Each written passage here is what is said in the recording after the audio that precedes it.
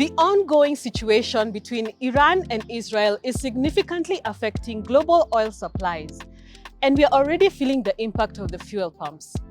How will this influence your commute, your business, and your family budget? Additionally, the changes introduced by the new finance bill are beginning to affect our finances, altering how we earn, spend, and plan for the future. This is a lot to digest, and that's precisely why we're here. Starting tonight, Mint will be your essential guide to navigating these turbulent waters. We will simplify the complex issues so you can apply practical solutions. Whether that means understanding the true cost of fuel, adjusting to new taxes, or making your money work harder for you. Join us as we turn uncertainty into clarity. This is Mint. My name is Lydiah Nyawira. Earn it, spend it, save, invest. Earn it, spend it, save, invest. Mola, kila siku niko chase mola, make more bila stress. Mola, kila siku waste mola, make more bila stress. Today on Mint, are unit trusts a good investment? On Money and Hacks, we explore how they can enhance your financial future. A booming industry. How is influencer marketing transforming how brands engage with consumers? And on Money and Fame, a lawyer's journey from legal practice to content creation. Earn it, spend it, save, invest. Investing can often feel intimidating, filled with jargon and high stakes. However, there is an accessible way to enter this world even with smaller amounts of money. In today's Money Moves segment, we'll simplify a concept you might have heard of: unit trusts. These investment vehicles offer a smart and diversified entry points. When choosing an investment to make, it can be hard to pick from the numerous options available in the market. If you're new to investing, a unit trust fund is a good way to start. Unit trusts are a popular investment vehicle managed by experts and are best suited for seasoned investors and those with less experience in the financial landscape. The unit trust first is a mutual fund where money is brought together from different investors or unit holders, and then a fund manager is now involved to manage this money to achieve a specific return. The fund manager will invest in different instruments or in different assets, and then the returns are then divided back to the investors in regards to how they had invested. There are various types of unit trusts, each with distinct risks and exposures. I'll begin with one, the money market, one that has the lowest risk return. It has capital preservation in that whichever money you deposit in a money market unit trust, you have a guarantee you will not lose this money. Then it earns on a daily basis. For risk takers, there is the equity fund where fund managers invest in shares. Shares is a high risk affair in the markets and very volatile. Today you can have a share, for a company selling at 10 shillings, then one thing just makes it go down. But at the same time, even if it's high risk, the same way, it will also gain equally so high. Due to its high volatility, young investors are advised to consider investing in an equity fund as they have more time to wait for their investments to grow. It's a high-risk platform to invest as an investor. After every 6 months, we have dividends. When you buy the equity fund, whatever you have invested equals a particular number of shares, depending on how much you have invested. Despite the expected higher returns, the equity fund incurs administrative costs. It has an administration cost, a particular percentage that is tagged along because of course of how high risk it is. So when you're purchasing or when you're doing a top-up, the amount will be less the administration costs. The third one is a fixed income fund, which is classified as a medium risk investment. It is not that high, it's not that low, so we call it as a medium risk platform. As fund managers, we reinvest in bonds, government bonds and corporate bonds. It is more or less similar like I've discussed the equity. It has also dividends. It is attracting an administration cost as well. For those investors who want the best of both worlds, there is the balanced fund. The balanced fund is a portfolio. It's a mix of two. So it has equity in it and it has money market in it. Again, it has an administration cost. It has dividends, then they are on a quarterly basis. The mere fact that there is that aspect of equity in that portfolio, of course, there is some risk factor involved, but it's also an interesting one that is advised to be taken by younger people because of you realize growth and you're able to at least put your risk there. So for the three that I've mentioned, the last three, that is balance fund, equity, and fixed income.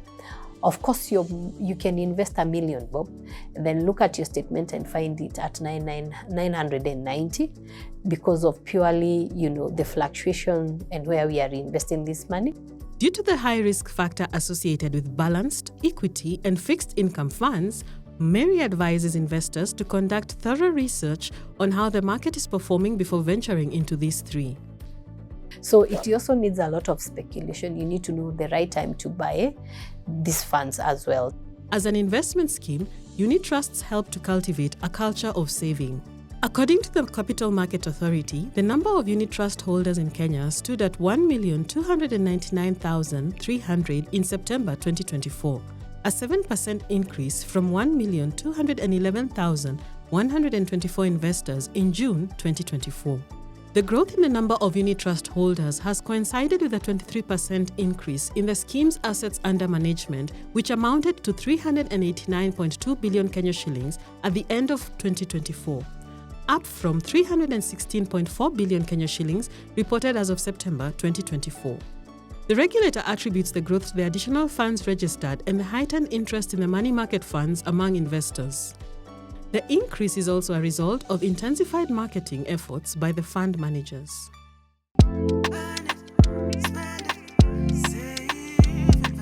On Mula Hacks, we explore how special days and holidays drive consumer spending. Behind the festive displays and promotions lies careful retailer planning, while savvy shoppers can employ strategies to manage their budgets during their spending surges. Special days and holidays like Valentine's Day, Easter, Mother's Day, Father's Day, and Christmas involve a lot of spending. Today, we will explore how retailers prepare for these spikes and, more importantly, how shoppers can save money during these festive times. Retailers don't leave sales during special days and holidays to chance. They plan meticulously to meet demand and maximize sales. Let's look at how they do it.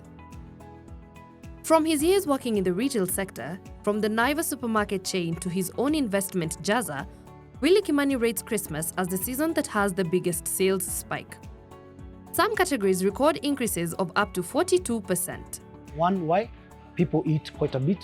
There's quite a bit of consumption. And even within Christmas itself, it has the 3 cycles, such that immediately after 12th of December, we clearly start seeing the upsurge of the parting bit, which of course that means some of the liquor categories actually go up. After that, between 12th and 25th, a lot of clothing will actually be, but between 25th and 31st, a lot of food stuff, which goes almost 50%, that kind of an uplift. Once the festive season is finished, retailers prepare for the back-to-school season, which comes at the end of December and the beginning of January. Back-to-school boosts sales of specific food and non-food items, especially for boarding schools. Retailers ensure they have these items readily available. Valentine's Day, Mother's Day, and even holiday weddings also drive sales. As a special day or season approaches, retailers like Jaza meet with suppliers to plan inventory and create displays well in advance. They assess stock levels and see which suppliers are available to participate in the special displays and offers you find at supermarkets and malls. So the key idea here is one, do you have the stocks? Do you have the partner to give you that? At times you have to say, oh, clearly I might not be able to participate in Mother's Day, for example, this year, because anyway, most of my partners also who are coming in with the gifting items don't have this particular stock, or this is the kind of item they actually have in stock. So there's a lot of issues to do with partnership and planning with our suppliers and to actually make it ready. Retailers also understand the nuances of each special day. So how is Easter? It's James' family calling John's family to actually come in and sit and all that. And what does that mean? Some a bit of baking items, cooking items, and within that particular range, then you actually need to actually start prepping for that. So that time is the best time to have your chicken offer and all those things. How do people shop for Christmas? For example, Christmas is a lot of extended family. That means a lot of soda, a lot of chapo. You better have a rice offer over Easter and a flour offer over Christmas. So that kind of planning is what we'll actually say we do. Now, let's shift gears. While special days often mean spending more, here are some hacks for shoppers to save money. The key is to plan early. Know the brands you use and where you use them. Avoid shopping between the 22nd and 25th during the festive season, as prices are often higher. Shopping before or after these peak days makes more sense. Buy only what you need. If you need 250 grams of something, don't buy 500 grams. Planning your consumption accurately is the first step to saving. Consider buying in bulk. It's often cheaper to buy a 10-liter container instead of multiple smaller ones. Or buy a case of soda instead of individual bottles. This is especially useful when you have a large gathering. Bulk also helps, because when you also buy in bulk and the bulk items and those other things, and might actually help you rather than buying smaller pieces. And because you already have known the kind of consumption, you're better off buying, let's say, a 10-liter rather than 3 liters of 5 and all that, or 2 5s, because that 10-liter might actually be what you actually need to actually get you for the occasion. When you're going to Mashamba, you can decant to the various houses and you're able to actually get that particular saving. There's always a promotion going on. Be keen on prices and take note of them. Don't hesitate to ask for a discount when buying in bulk, especially at neighborhood stores like Jaza. There's often room for negotiation. In some instances, whenever you're buying complete bulk, there are many stores, for example, like Jaza, where clearly we can actually say and whisper to the manager, I know I've been buying here every day, but today I actually buying in bulk and I want a discount. There's always a discount. By understanding retailer strategies and implementing these saving tips, you can navigate occasions smartly and keep your budget in check. Plan, buy smart, and save big.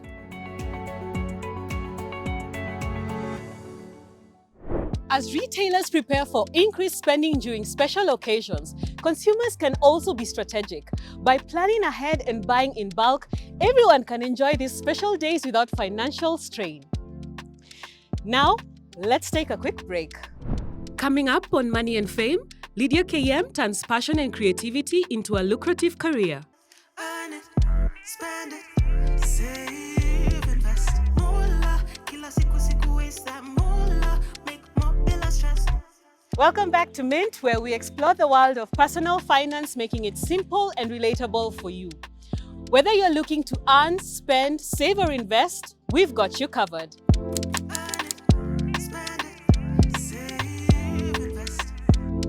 In recent years, Kenya has witnessed a remarkable shift in the advertising landscape.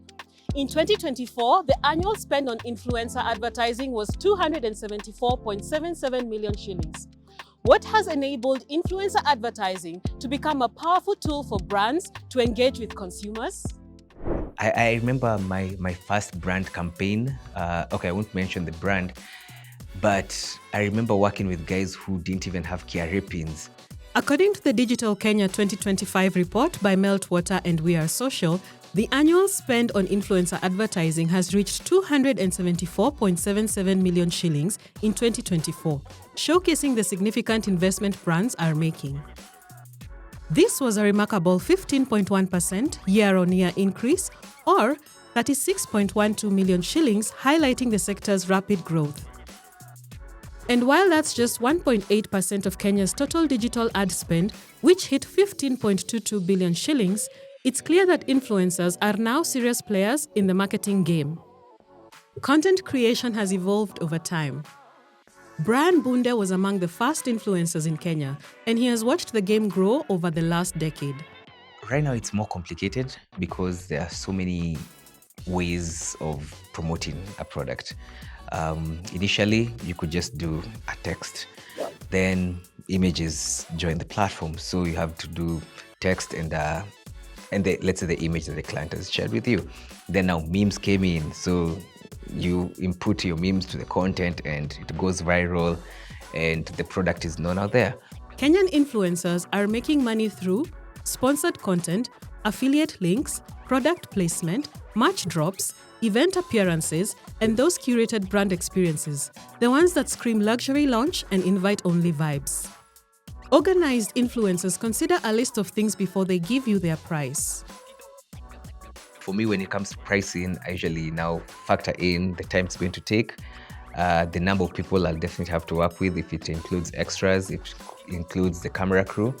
Of course, editing has to be part of it. Also, I'm a big deal. Have to add that. Like, hey, client has approached me, so the client has to know.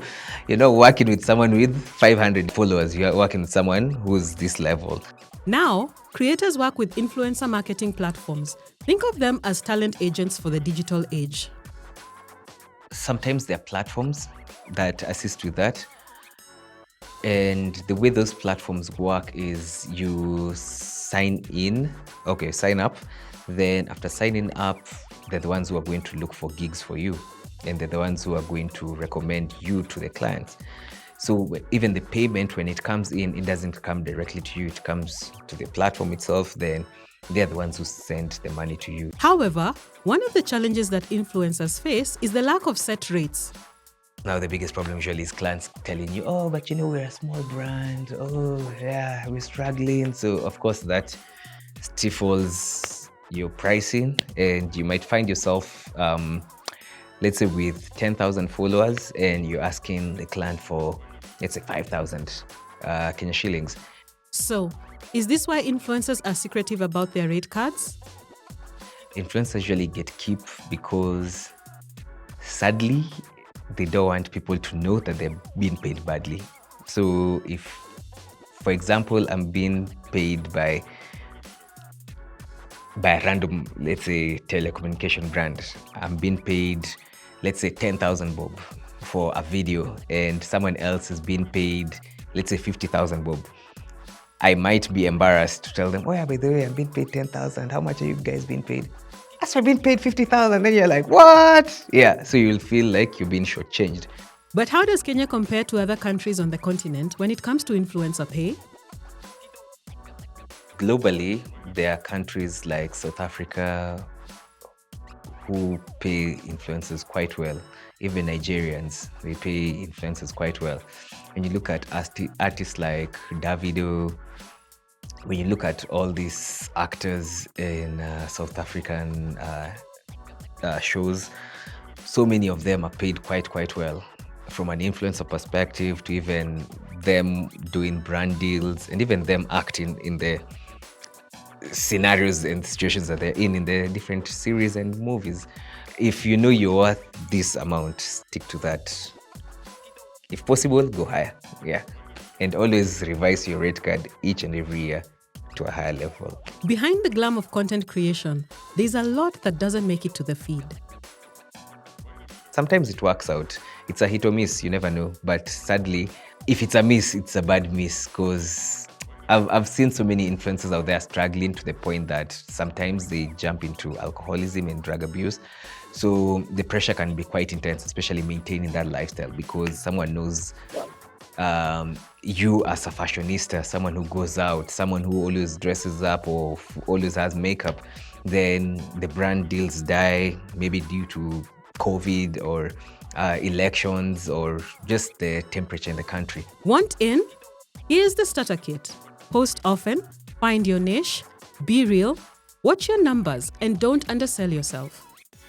If you stay focused, keep showing up, and really understand your audience, monetizing your content is possible. Earn it, spend it, save, invest. In our Money and Fame segment, we introduce Lydiah K.M, a lawyer who has successfully transitioned into a content creator and podcaster. Let's explore how she's making money in this digital age. With 134,000 YouTube subscribers, 210,000 Instagram followers, and 18,600 TikTok followers, Lydiah K.M, an award-winning podcaster, chose not to venture into what might have been a lucrative law career to take on content creation. But how did she grow such a massive social media following? Here is her story. I have a degree in law and also a master's in international commercial law. I was a paralegal for about 2 years after I graduated with my master's, and then I moved here to do law school. So when I got here, if you have an international degree, they make you do conversion courses in Riara to make your degree more Kenyan, I guess. But I didn't have a problem with that. But first of all, it frustrated me because I was going to retake a lot of the courses that I had already done. However, this would entail more studying.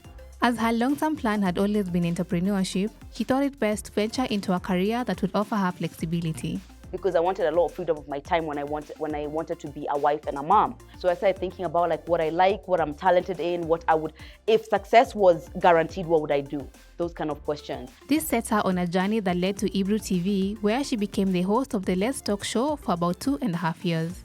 During the last year, she was joined by Muruge Munyi, who opened her eyes to the opportunities that social media could offer.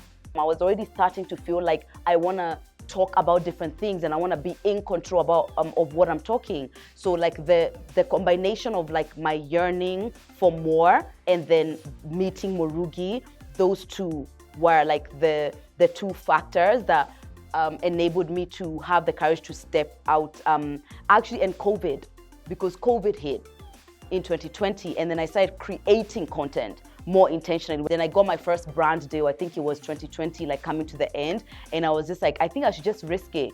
Let me just quit and then see how content is going to be. That next year wasn't so easy at all because it wasn't like brands were rolling in as I thought they would, but I like that because I had already quit, I had to make it work. But then now coming to like 2021, around June or July, things just kind of took off. But how much does one earn from content creation? You can earn a ton on social media. You really, really can. Like with great brand positioning, being consistent, offering value. Like there's so many ways that this can be like such an incredible career for you, for sure. There's many content creators who I know is like consistently, they're just like constantly earning a lot of money. But for me, it's like, it can be in and out. It can be in and out. This year, I would say it's been like pretty consistent, but there are years when it hasn't been. Like last year wasn't as consistent, but then the year before was consistent. So it can be up and down. As content creation became more lucrative, she chose to build a healthier relationship with money. But I'm like, in your big 33 years old, I think you need to know more about money. So I did the how to become a dollar millionaire with just Ivy and the Mover Society. I did that in January.